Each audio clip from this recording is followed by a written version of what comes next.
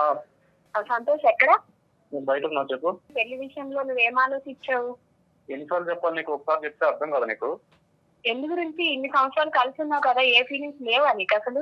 లేవు, నాకు లేవు. నీ మీద నాకు ఎలాంటి ఫీలింగ్స్ లేవు. ఎందుకు ఇంత సడన్ గా అలా అనిపించింది? ఇన్ని సంవత్సరాల నుంచి లేదు, ఒకేసారి నువ్వు అలా అలా అలా ఎలా అన్నావు? సడన్ గా ఏం లేదు, నాకు ఫస్ట్ నుంచి అంతే. నువ్వే రిలేషన్షిప్ లో ఉన్నావు కాబట్టి ఎక్స్పెక్ట్. నీ మీద నాకు ఎలాంటి ఫస్ట్ నుంచి ఎలాంటి ఫీలింగ్స్ లేవు. నీ ఆలోచన కూడా కనీసం నేను ఫస్ట్ నుంచి కూడా అంత పెట్టలేకపోయినా, లాస్ట్ లో నువ్వు ఈ ఒక్క మాట అన్నావు అంటే నేను అది ఏమనుకోవాలి అసలు? నిన్ను కనీసం ఇంత అనుమానం కూడా రాకుండా నాతో ఉన్నావు నువ్వు. ఉన్నా కరెక్టే, బట్ ఇప్పుడు నాకు నువ్వు నచ్చట్లేదు. ఎందుకో నీ మీద ఫీలింగ్స్ ఎలాంటి ఫీలింగ్స్ లేవు. ఫీలింగ్స్ లేకుండా పెళ్లి చేసుకోవడానికి కరెక్ట్ కాదు కదా. నీ ఫీలింగ్స్ లేదు పెళ్లి చేసుకోవడానికి అని అంటే మరి ఇన్ని రోజులు నాతో ఎలా ఉన్నావు? కలిసి ఉన్నావు, నేను ప్రెగ్నెన్సీ అయ్యాను, ఇలా తీసుకున్నాను, మరి ఏది కనీసం ఒక మూలాకైనా నీకు కనీసం ఉండాలి కదా ఫీలింగ్. రీజన్ ఏంటి అసలు? మన రిలేషన్షిప్ లోకి వెళ్ళే ముందు ఇది ఎప్పుడైనా నేను పెళ్లి చేసుకుంటాను చెప్పాను, చెప్పలేదు కదా.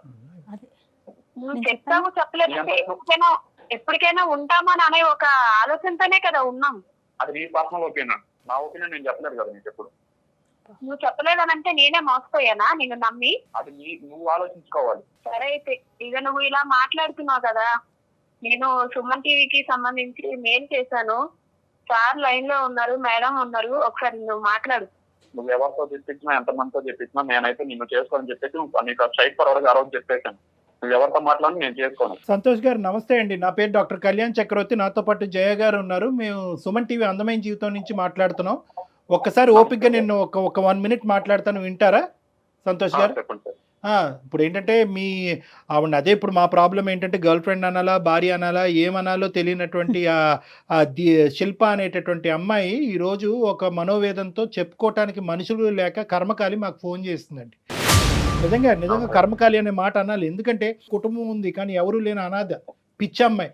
జీవితానికి సంబంధించినటువంటి ఒక భయంకరమైనటువంటి ఒక ముఖ్యమైనటువంటి నిర్ణయం క్షణాల మీద తీసేసుకుని వెనక ముందు చూసుకోకుండా బ్లైండ్ బిలీఫ్తో సంతు సంతు సంతు అనే పాట పాడుకుంటూ ఇప్పుడు 4 సంవత్సరాలు 6 సంవత్సరాల తర్వాత లివింగ్ రిలేషన్షిప్ తర్వాత ఈరోజు కట్ చేసి ఇక్కడ ఏమొచ్చి నడిబజార్లో నిలబడి నా జీవితాన్ని కాపాడండి ఓహో అనుకుంటూ మాకు ఫోన్ చేసింది ఆ అమ్మాయి. ఇప్పుడు దీనికి మీరు ఏమంటారు సంతు గారు? అంటే మీరు ఇప్పుడు వరకు జరిగిన మీ ప్రయాణం ఏంటి? ఇప్పుడు వరకు మీ ఇద్దరి మధ్య జరిగిన సంభాషణ విన్నాము, ఇష్టం లేదు, నాకు కష్టము, ఇష్టం లేనటువంటి అమ్మాయితో పెళ్లి ఏంటి అని అన్నారు. మరి ఇష్టం లేనటువంటి అమ్మాయితో లివింగ్ రిలేషన్షిప్ ఏంటండి?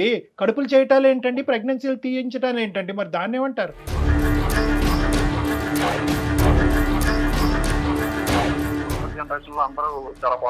లేదండి, ఎవరు ఫాస్ట్ గా లేరండి.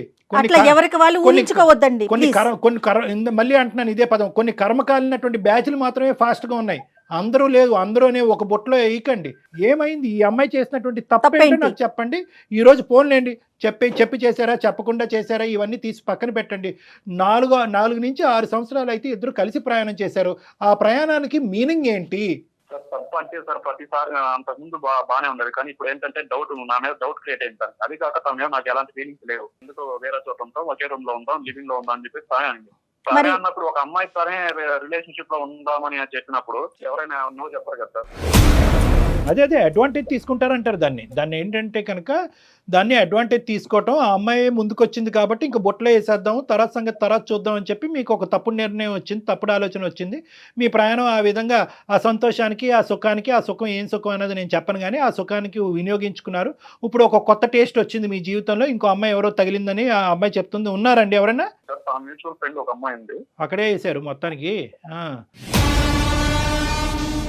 ఏంటంటే ఆ అమ్మాయికి ఈ అమ్మాయిని మీ ఇద్దరు లివింగ్ లో ఉన్నారని తెలుసు కదా అమ్మాయికి. ఆ అమ్మాయి బుర్ర ఎక్కడ తగలడింది? తెలుసు, కాకపోతే అమ్మాయి నేను పర్సనల్ గా ఫీల్ అయింది ఏంటంటే వెల్ సెటిల్డ్ ఉన్న అమ్మాయిని చేసుకుందాం అనుకున్నాను. నేను ఇంకా జాబ్ ట్రయల్స్ లోనే ఉంది, కానీ జాబ్ ఏం చేయట్లేదు. ఆ అమ్మాయికి మా గురించి అన్ని తెలుసు. ఫస్ట్ నుంచి మేము లవ్ చేసుకున్న విషయం, లివింగ్ లో ఉన్న విషయం అన్ని తెలుసు. దానికి అన్ని తెలుసు కూడా వస్తుంది. ఆ విషయం ఎప్పుడు చెప్పలేదు సార్. అమ్మ ఉండమ్మా, నువ్వు 2 నిమిషాలు ఆగు. ఆ మహాపతివ్రత ఎక్కడుంది? ఆ అమ్మాయికి ఒకసారి రెండు చేతులు పెట్టి జోడించి దండం పెట్టాలి. ఏంటి మీ ఇద్దరు లివ్ ఇన్ రిలేషన్షిప్లో ఉన్నారని తెలుసు, మీ ఇద్దరు యొక్క ప్రేమించుకుంటున్నారని తెలుసు, ఈరోజు ఈ అమ్మాయి మెడ నరకబోతున్నారని తెలుసు, అయినా కానీ మిమ్మల్ని చేసుకుంటుందా? చేసుకోవడానికి రెడీగా ఉంది. నిజమేనా మీరు చెప్తున్నారు, లేదంటే ఇది ఒక కట్టు కదా? లేదు సార్, తనకు ఆల్రెడీ చెప్పాను.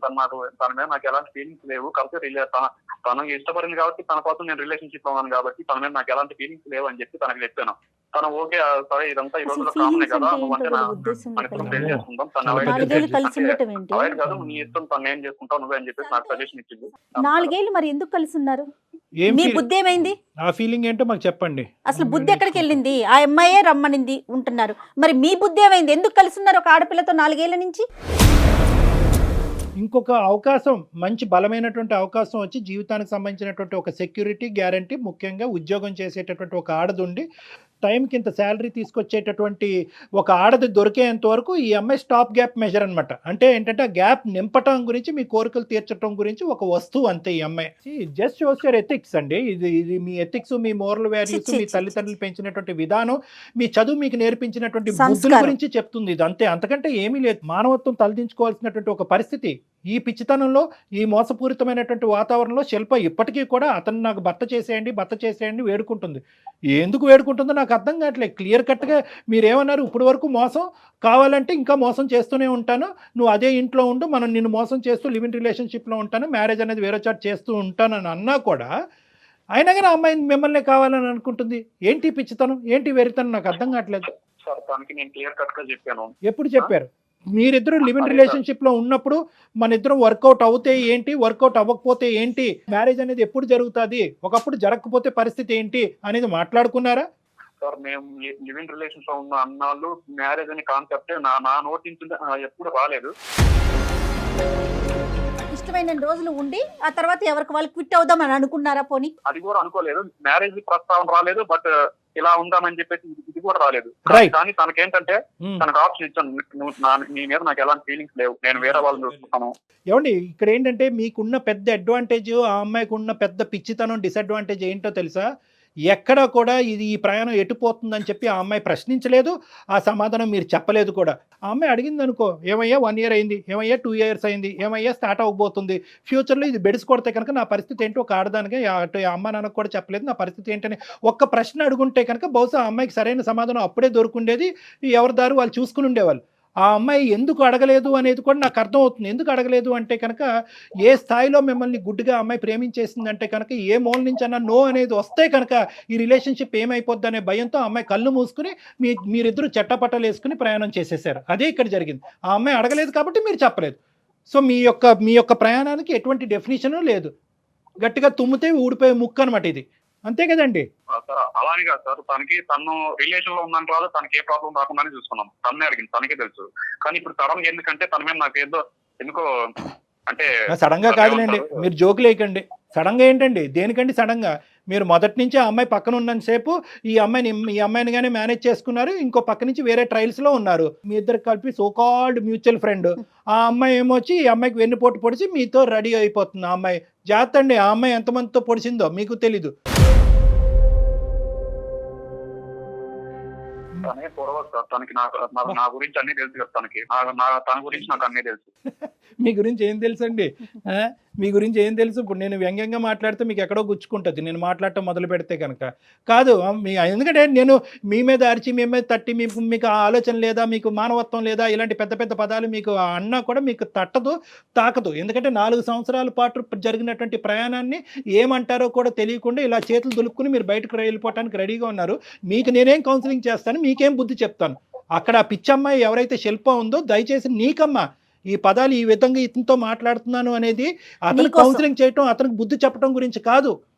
నేను మాట్లాడేటటువంటి ప్రతి పదంలో ఒక ఆలోచన ఉంది, ఒక విధమైనటువంటి భవిష్యత్తు గురించి, ఒక భయానికి సంబంధించినటువంటి ఒక అంశం ఉంది. నీ భవిష్యత్తు చూసి నువ్వు భయపడాలి.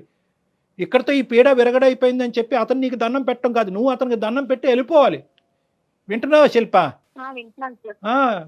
అతను ఇలా మాట్లాడుతున్నా కూడా నువ్వు స్పందించకపోతే ఎట్లాగమ్మా? ఎంత ఘోరంగా మాట్లాడుతున్నాడు అతను, ఏ విధంగా వాడుకుంటున్నాడు నిన్ను. ఒక టిష్యూ పేపర్ కింద, ఒక వాడేసినటువంటి ఒక వాటర్ బాటిల్ కింద, అవసరం లేనటువంటి ఒక బిస్కెట్ ప్యాకెట్ లా ట్రీట్ చేస్తున్నాడు. సిగ్గులేదా నీకు? సార్ నేను తన మీద కూడా ఏం చెప్పకుండా ఇప్పటికి ఇలా ఉన్నాను అంటే తన మీద ఇష్టంతో ఉన్నందుకైనా తన దాన్ని ఇష్టం అనరమ్మా. ఇష్టానికి కూడా ఒక లిమిట్ ఉంటది. అనుకుంటున్నాను సార్. అమ్మా ఇక్కడ ఆ పదాలు వాడద్దు. ఇష్టం, ప్రేమ. ప్రేమలు, బంధాలు, పెళ్ళిళ్ళు అలాంటి వాటికి అటువంటి పదాలకి ఈ 4 సంవత్సరాల పాటు మీలో జరిగినటువంటి ప్రయాణానికి ఎటువంటి మీనింగ్ లేదు. సంతోష్ నువ్వు ఏం ఆలోచిస్తున్నావు సంతోష్? ఇంతమంది ఇంతలా చెప్తున్నారు అంటే అది నీకు సంబంధించి నాకు సంబంధించి నీకేం తెలియడం లేదా సంతోష్? లివింగ్ రిలేషన్షిప్ మైండ్ ఇదేంటి, కొంతకాలం బ్రేక్ చేస్తాం, నచ్చితే చేసుకుంటాం, లేదంటే లేదు. ఫుల్ క్లారిటీ ఉంది. నాతో నీకు బోర్ కొట్టింది, నీకు నచ్చింది నచ్చలేదని మాట్లాడితే రేపటి రోజు నీకు వచ్చే కట్టుకున్న భార్య ఇలానే ఉంటదంటే ఇంకో అమ్మాయి దగ్గరికి అలానే వెళ్ళిపోతావా? వేరే విషయంలో అవన్నీ కాదు శిల్ప, అవన్నీ కాదు. అతను ఒక ప్రశ్న అడిగాడు, లివింగ్ రిలేషన్షిప్ అంటే కనుక అన్ని సానుకూలంగా ఉంటే కనుక పెళ్లి చేసుకుంటాం, లేదంటే ఎవరి దారి వాళ్ళే చూసుకుంటాం. ఇది ఎప్పుడు అనుకోవాలి? మీరు ప్రేమ అనే పదం మొదలు పెట్టినప్పుడు, లివింగ్ రిలేషన్షిప్ అనేది మొదలు పెట్టినప్పుడు అప్పుడు రావాల్సినటువంటి ఆలోచన. ఈ మాట అనుకున్నారా? లేదు సార్, తను తీసుకురాలేదు, నేను చెప్పలేదు. అయిపోయింది. నేను ఈ పాయింట్ ఎత్తుకున్నాను కానీ తనకు లేదు. దొందే ఆమె చెప్పలేదు, నువ్వు అడగలేదు. రెండు కరెక్ట్ మాత్రం రాదమ్మా. ఒక 23-24 ఏళ్ళలో ఒక ఆడపిల్లకి సమాజంలో ఉన్నావు, ఉద్యోగాలు చేస్తున్నావు, చదువుకున్నావు. ఒకప్పుడు ఇది బెడిసి కొడితే ఏమవుతుందని మినిమం క్వశ్చన్ ప్రశ్నించాలనే ఆలోచన నీకు రాలేదా ఇన్ని సంవత్సరాల్లో? నమ్మలేకపోతున్నానమ్మా నేను. సరే, ఇప్పుడున్న పరిస్థితి ఇది శిల్ప. అతనితో ఆర్గ్యుమెంట్ చేసుకోవడం వేస్ట్. అతని వ్యక్తిత్వం ఏంటన్నది అర్థం కళ్ళ కంటినట్టు కనిపిస్తుంది నీకు. మేము కూడా దీన్ని సమర్థించట్లేదు. అతనికి నీకు సూటబుల్ క్యారెక్టర్ కాదు. నీ జీవితం నాశనం నుంచి సర్వనాశనం చేసుకోవద్దు, మీ తల్లిదండ్రుల యొక్క గొంతుకులు కొయ్యొద్దు అనేటటువంటిది నా విన్నపం, నా ఆలోచన, నా మనవి. ఇంకేమనుకుంటావో అది అనుకో. అయినా కానీ లేదు సార్ నాకు అతనే కావాలి అంటే కనుక ఇంకెక్కడికన్నా పోయి ఎవరన్నా ఇది పంచాయతీ చేసి మీడియేషన్ చేస్తారేమో. చేయగానే మేము సమర్థించాం, ఇది కరెక్ట్ అని మేము చెప్పలేం, నీ తరపున మేము వాదించలేం. ప్లీజ్ ఇప్పటికైనా బుద్ధి తెచ్చుకో అమ్మా. నీ బంగారు భవిష్యత్తు గురించి ఆలోచించుకుంటూ ఏదో గుడ్డిగా మా అమ్మాయి అక్కడ ఉండి ఏదో కష్టపడిపోతుంది, 4 డబ్బులు సంపాదిస్తుంది అని చెప్పి కళ్ళగానేటటువంటి మీ తల్లిదండ్రుల స్థానంలో నిలబడి ఒక తండ్రిగా నేను చెప్తున్నాను, నీకు అర్థం అయితే తొందరగా అర్థం చేసుకుని బయటపడు ఈ బురదగొంటలో. నువ్వు చెప్తాలేవయ్యా. నీకు మాట్లాడటానికి హక్కు కూడా లేదు. నువ్వు మాట్లాడక కాదు, నువ్వు ఇది వద్దు అది వద్దు, నీ ఇష్టం వచ్చి నీ లైఫ్ నువ్వు ఏదైనా ఒక వాళ్ళ పేరెంట్స్ ఇన్వాల్వ్ చేస్తే అప్పుడు పెడతారు నీకు ఎక్కడ పెట్టాలో అక్కడ. అదే చెప్తాను, అయినా నన్నే పట్టుకొని ఎలా అవుతుంది?